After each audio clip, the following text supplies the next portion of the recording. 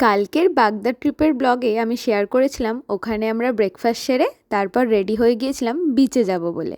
High, আমি অনসুয়া। আমার নতুন আরেকটা ব্লগে তোমাদের অনেক ওয়েলকাম। আমাকে যারা চেনে বা জানে তারা এটা খুব ভালো করেই জানে আমি একদমই বিচ পার্সন নই ভাই। আমি একদম মাউন্টেন লাভার। আমি সময় সুযোগ পেলেই ব্যাগপত্র গুছিয়ে সঙ্গে মাকে নিয়ে বেরিয়ে যাই নর্থ বেঙ্গলে। কিন্তু এবারে একটু অন্য কিছুই হয়েছিল। এবছর আমি কোনো ট্রিপে যাওয়ার প্ল্যানও করিনি।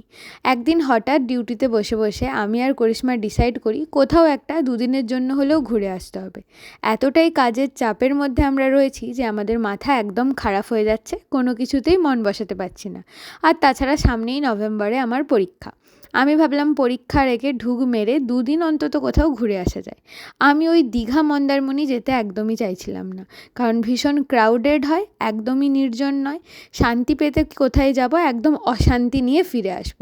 তাই আমাদের একজন স্টুডেন্ট আমাদেরকে বুদ্ধি দিয়েছিল যাতে আমরা উড়িষ্যার এই বাগদাতে যাই। তো সেই মতো আমি, করিশ্মা এবং আমার বোনকে আমি সঙ্গে করে বেঁধে নিয়ে চলে এসেছিলাম বাগদাতে।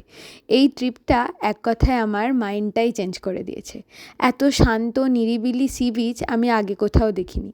ওই বিচে ওই দিন মাত্র আমরা 3জনই ছিলাম, আর 3জনে অনেক মজা করেছি।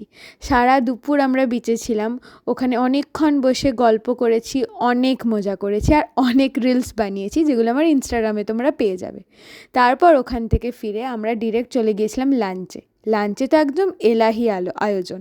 পমফ্রেট মাছ থেকে শুরু করে আমার ফেভারিট আলু ভাজা, সঙ্গে বেগুন সুন্দরী, আরও কত কী। নেক্সট পার্টটা আমি পরের ব্লগে খুব তাড়াতাড়ি শেয়ার করব। আজকের মতন আমার এই বাগদা ট্রিপের ব্লগ এতটাই। যদি ভালো লেগে থাকে লাইক করে দিও। টাটা।